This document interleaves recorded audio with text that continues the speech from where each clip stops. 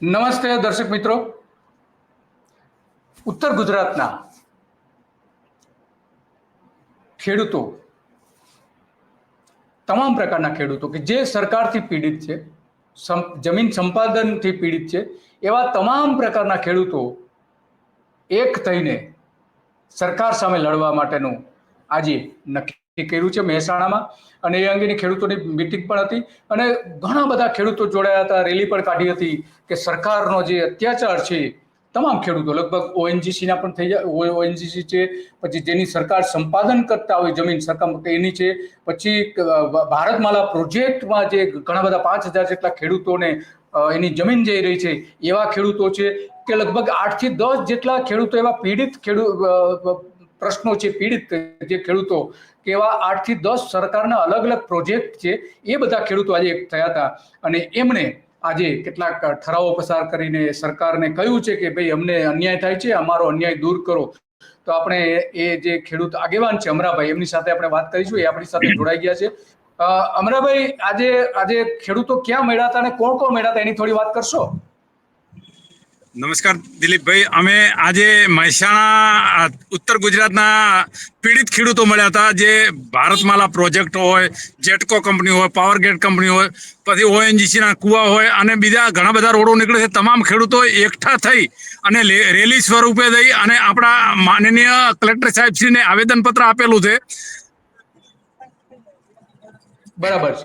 તો કયા કયા બીજા ઉપરાંતના કયા ખેડૂતો છે? એક ઓએનજીસીમાં ઘણા બધા ખેડૂતો પીડિત છે, તેની જમીનમાં બરબાદ થઈ રહી છે આજુબાજુ.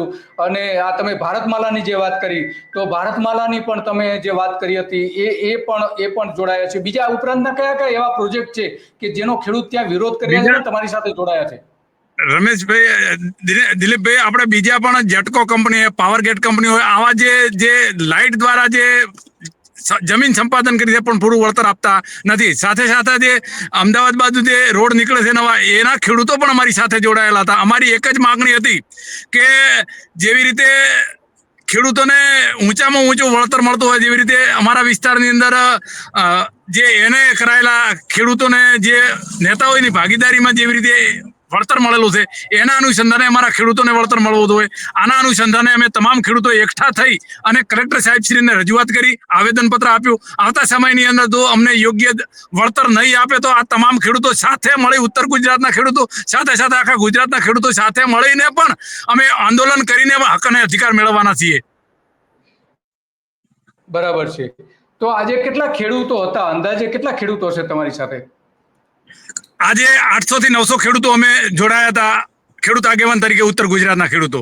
અમે સરકારશ્રીને કહેવા માંગીએ છીએ કે અમે અત્યારે લગભગ હક અને અધિકાર મેળવવાના રજૂઆત કરી છે, પણ આવતા સમયની અંદર ઉગ્ર આંદોલન થશે અને આની જવાબદારી સરકારશ્રીની રહેશે. અચ્છા, બરાબર. તો આજે તમે જે આવેદનપત્ર આપેલું છે એ આપણે આ સ્ક્રીન ઉપર જોઈ રહ્યા છીએ. તો એમાં કયા મુદ્દાઓ છે તમે કહેશો જરા? એમાં કયા મુદ્દાઓ આજે તમે આપેલા છે 11 તારીખે? અમારો એક મેઇન મુદ્દો તો અમારા ભારતમાલા પ્રોજેક્ટની અંદર સરકારે જમીન સંપાદન કરી છે પણ હજી સુધી વળતર આપેલું નથી.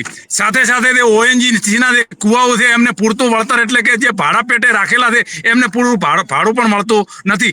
એના અનુસંધાને અમારે જેટકો કંપની છે, પાવર ગ્રીડ કંપની છે, સાથે સાથે અમુક જે રોડ નીકળે છે બીજા વિસ્તારની અંદર એમનો પણ સમાવેશ કરેલો હતો. એટલે અમે સરકારશ્રીને કહેવા માંગીએ છીએ કે જે આવેદનપત્રની અંદર અમે ઉલ્લેખો કર્યા છે એના જોડાયેલા છે. બરાબર છે, તમામ જોડાયેલા છે. તો હવે આજે રેલી પણ કાઢી હતી? હા, રેલી સ્વરૂપે જ હતા અને હજારોની સંખ્યાની અંદર ખેડૂતો સાથે રહી અને સૂત્રોચ્ચાર કરતા કલેક્ટર સાહેબ સુધી આવેદનપત્ર આપેલું હતું. હા, તો એ જે આજે રેલી નીકળી હતી એ દ્રશ્યો પણ આપણે જોઈએ કે ખેડૂતો કઈ રીતે સૂત્રો પકારી રહ્યા છે.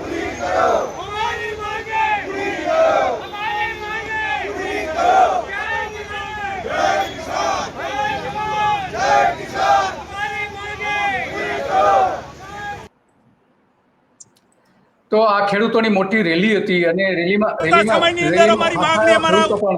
જોડાયા હતા. અમરાભાઈ, ત્યાં ખેડૂતોને જે સંબોધન કર્યું હતું એ સંબોધન પણ આપણે જોઈએ કે ત્યાં ખેડૂતોને શું વાત કરી હતી. અમારી માંગણી સ્વીકારો. તો આવતા સમયની અંદર અમારી માંગણી, અમારા ઉત્તર ગુજરાતના તમામ ખેડૂતોની માંગણી નહીં સ્વીકારે તો આવતા સમયની અંદર આખા ઉત્તર ગુજરાતના ખેડૂતો નહીં, આખા ગુજરાતના ખેડૂતો સાથે રહી અને ગાંધીનગરમાં ઉગ્ર આંદોલન થશે અને આની જવાબદારી સરકારશ્રીની રહેશે. કયા પ્રકારના મુદ્દાઓ છે? ભારતમાલા પીડિત ખેડૂતોને પૂરતું વળતર આપેલો નથી. એવી જ રીતે ઘણા બધા ગુજરાતની અંદર રોડો નીકળેલા છે, સંપાદન કરેલી છે, પણ હજી સુધી વળતર આપેલું નથી. જેટકો કંપની હોય, પાવર ગ્રીડ કંપની હોય, જેવી રીતે ઓએનજીસીના જે કુવા હોય એની અંદર પણ પૂરું વળતર આપેલું નથી. એના અનુસંધાને અમે તમામ ખેડૂતો એકઠા થયેલા છીએ. તો આમાં જે તમે વાત કરી રહ્યા છો, એક તો કે અમરાભાઈ કે જે વળતર આપતા નથી, તો કેટલું અત્યારે સરકાર વળતર કઈ રીતે આપી રહી છે? એના ધારાધોરણો નક્કી કરેલા છે કઈ? હવે 2011ની જંત્રી મુજબ અમને ખેડૂતોને એવોર્ડો કરેલા છે. અમારા વિસ્તારની વાત કરું તો અમારા વિસ્તારમાં 22 રૂપિયા 1 મીટરનો જાહેરાત કરી છે એવોર્ડ કરીને. જ્યારે ઉદ્યોગપતિઓએ નેતાઓની ભાગીદારીની અંદર જે એને કરી અને ખેડૂતોને જે ચૂકવણું કર્યું છે એમને પેમેન્ટ પણ લઈ લીધું છે. એવા લગભગ 4500 રૂપિયા મીટરનો ભાવ ચૂકવણું કર્યું છે. જ્યારે અમારા ખેડૂતોને અને એના 4 ગણા એમને પડ્યા, એટલે એમને 7 કરોડ રૂપિયા વીઘાના મળેલા છે. અમારા વિસ્તારની અંદર અમારા ખેડૂતોને ફક્ત 2 લાખ રૂપિયા વીઘાના આપે છે. એટલે ખૂબ તફાવત છે, આસમાનનો તફાવત છે. અમારી તો છાસના ભાવે જમીન ખરીદી છે સરકારશ્રીએ. એટલે સરકારશ્રીને કહેવા માંગીએ છીએ કે તાત્કાલિક યોગ્ય વળતર અમને આપે એવી અમારી માંગણી છે. બરાબર. તો સરકારને ઘણા બધા સમયથી ઓએનજીસીના ખેડૂતો છે, ભારતમાલા પ્રોજેક્ટના છે, તમારા જે વિસ્તારના અસરગ્રસ્ત અને બીજા બધા જે તમે વાત કરી, જે વીજ લાઈન પસાર થઈ રહી છે એમાં સરકાર ગમે ત્યારે જે બોર્ડ છે ગમે ત્યારે થાંભલાઓ નાખી દે છે. તો આ બધી જે રજૂઆતો સરકારને કરવામાં આવે છે, તો સરકાર તરફથી કઈ જવાબ મળે છે ખરો? આના પહેલા અમે દિલીપભાઈ પાલનપુરની અંદર રેલી સ્વરૂપે આવેદનપત્ર આપ્યું હતું. બીજા જ દિવસે સરકારશ્રીએ જાહેરાત કરી કે તમને કલેક્ટરની અધ્યક્ષતાની 3 કમિટી રચવામાં, લાયબ કલેક્ટર અને બીજા અધ્યક્ષને અંદર મૂકીને પણ યોગ્ય તમારો આની અંદર વળતર મળશે. પણ એને પણ સમય થઈ ગયો મહિનાનો, પણ હજી સુધી કોઈ જવાબ મળેલો નથી. ફક્ત ને ફક્ત ખેડૂતોને આજની બેઠેલી સરકાર લોલીપોપ આપી રહી છે, ખાલી ખેડૂતોને ભરમાઈ રહી છે અને દિવસો કાઢી રહી છે. અમે સરકારશ્રીને કહેવા માંગીએ છીએ કે ખેડૂતો લડી લેવાના મૂડમાં છે, અમારો યોગ્ય વળતર આપો. એમ જ સરકારની ભલાઈ છે. અને આવતા સમયની અંદર ગાંધીનગરના અંદર હજારો ખેડૂતોની અંદર ઉગ્ર બનશે અને આજની બેઠેલી સરકારને ભોગવવું પડશે. અમે હક અને અધિકાર વગર જંપવાના જ નથી. તો આ ખેડૂતો કઈ રીતના વિરોધ કરે છે એમાં જોઈએ. पहला लड़ा था अंग्रेजों से, अब लड़ेंगे चोरों से. पहला लड़ा था अंग्रेजों से, हम लड़ेंगे चोरों से. हमारा बनासकांठाમાં અંગ્રેજોએ ફક્ત 20 રૂપિયા મીટરના આપ્યા છે અને ઉદ્યોગપતિઓએ નેતાએ 50 રૂપિયા મીટરના દીધા છે. આપણે પૂરું લડી લેવા છે. ગાંધીનગર તો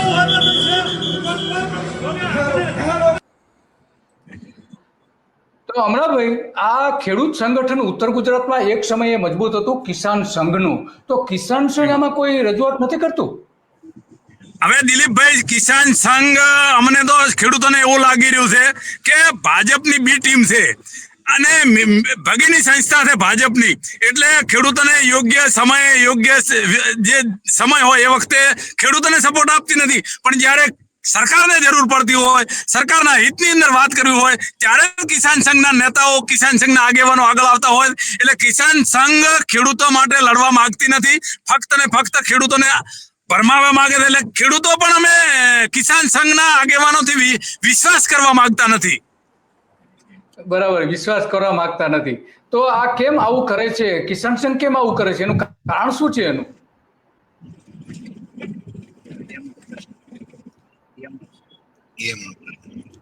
ખરેખર તો કિસાન સંઘે તમને ટેકો આપવો જોઈએ, તમારી સાથે જોડાવવું જોઈએ. તો આજે કિસાન સંઘ તમારી સાથે જોડાયું તો ખરું? કિસાન સંઘ આજની વાત કરતો નથી. ઘણા બધા સમયથી અમને ખેડૂતોને સપોર્ટ આપવા માંગતી નથી. જ્યારે સરકાર જાહેરાત કરવાની હોય ત્યારે એમને અંદર ખાને મેસેજ આપે અને એના અનુસંધાને જઈ અને આવેદનપત્ર આપી આવે અને ફક્ત વાહવાઈ લેવાનો ષડયંત્ર રચી રીતે કિસાન સંઘના આગેવાનો. એટલે અમે ખેડૂતો એમનાથી નારાજ છીએ. વાત તો તમારી સાચી છે કે ખેડૂતોની સંસ્થા છે, ખેડૂતો માટે લડી છે. ભાજપની સરકાર આવી ત્યાં સુધી લડતી રહી છે. 2001 સુધી નરેન્દ્ર મોદી જ્યારે મુખ્યપ્રધાન થયા ત્યારે 2003માં છેલ્લું મજબૂત આંદોલન થયું હતું કિસાન સંઘનું. પછી કોઈ આંદોલનો નથી થયા. તો હવે કિસાન સંઘનું વિસર્જન કરી નાખવું જોઈએ એવું ખેડૂતો કહે છે ખરા? હવે કિસાન સંઘ ખેડૂતોથી અલગ છે, ખેડૂતો જે આંદોલન કરી રહ્યા એ અલગ છે અને કિસાન સંઘના અલગ, એટલે અમે કિસાન સંઘથી કોઈ વાત કરવા પણ માંગતા નથી. અમે અમારી રીતે લડવામાં મૂડમાં છે. ખેડૂતો અમે જાતે લડીને હક અને અધિકાર મેળવી શકાય એવી મારા ખેડૂતોની અંદર તાકાત છે. બરાબર. તો બીજા ખેડૂતો જે હતા, 800 જેવા ખેડૂતો હતા, તો બીજા ખેડૂતો શું વાત કરી રહ્યા હતા આના સંદર્ભમાં? કોઈ તમારી સાથે કોઈ વાતચીત કરી ખેડૂતોએ? આગળના સમયમાં ખેડૂતો તો આજે તારીખ નક્કી કરવા માટે સંમત થયા હતા કે આવતા સમયની અંદર કયા સમયે કઈ તારીખે આપણે ગાંધીનગર મોટા પાયે આંદોલન કરવું. પણ અમે ખેડૂત આગેવાનો એવું નક્કી કર્યું કે સમયની અંદર અમે તારીખ નક્કી કરીશું, પછી જ આપણે આગળની રણનીતિ નક્કી કરીશું. બરાબર. આગામી રણનીતિ હવે પછી નક્કી કરશો તમે? હા. તો ટેન્ટેટિવ એવું નક્કી કર્યું છે કે ક્યાં મળવું, કઈ રીતે મળવું, અને કોઈ આની કોઈ સમિતિ કે એવું કઈ બનાવવામાં આવી છે ખરી? અમે ખેડૂતોએ નક્કી કર્યું કે કોઈ સમિતિની જરૂર નથી.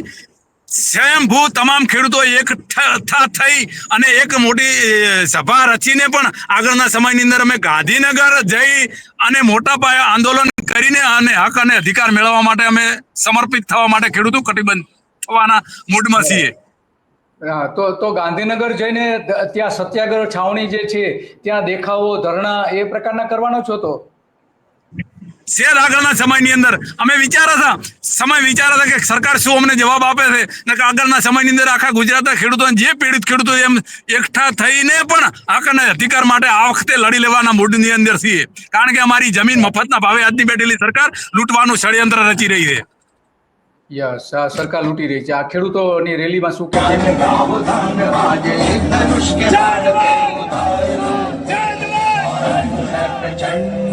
हम हमारे हक मांगते हैं, नहीं किसी से भीख मांगते, हमारे हक मांगते हैं, किसी से भीख मांगते। हम लड़ेंगे जानों से,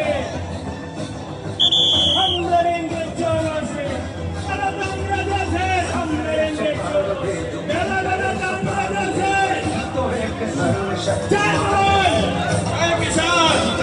प्राण दे जो मन करे सो प्राण ले, वही तो एक सर्वशक्तिमान है, विश्व की पुकार है ये भागवत का. તો આ તમારી રેલી તો બહુ સારી રહી છે. લોકોએ પણ ઘણા બધા રિપોર્ટ્સ આપેલા છે કે રેલીમાં ઘણા બધા ખેડૂતો જોડાયા હતા, છતાં પણ સરકાર ઉપર દબાણ આવતું નથી. તો સરકારનું જે આ વલણ છે કે ખેડૂતોની જમીનો આંચકી લેવી અને ઉદ્યોગપતિઓને આપવી, મોટાભાગના ફાયદાઓ તો ઉદ્યોગપતિઓ જ લઈ રહ્યા છે.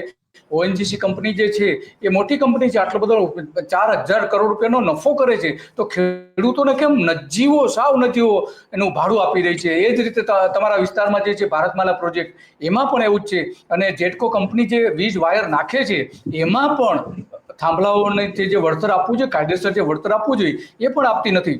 તો આ બધા જે અત્યાચારો સરકાર કરી રહી છે, શા માટે કરી રહી છે? ઉદ્યોગપતિઓને એક બાજુ એને મદદ કરે છે અને ખેડૂતો પાસે લૂંટે છે.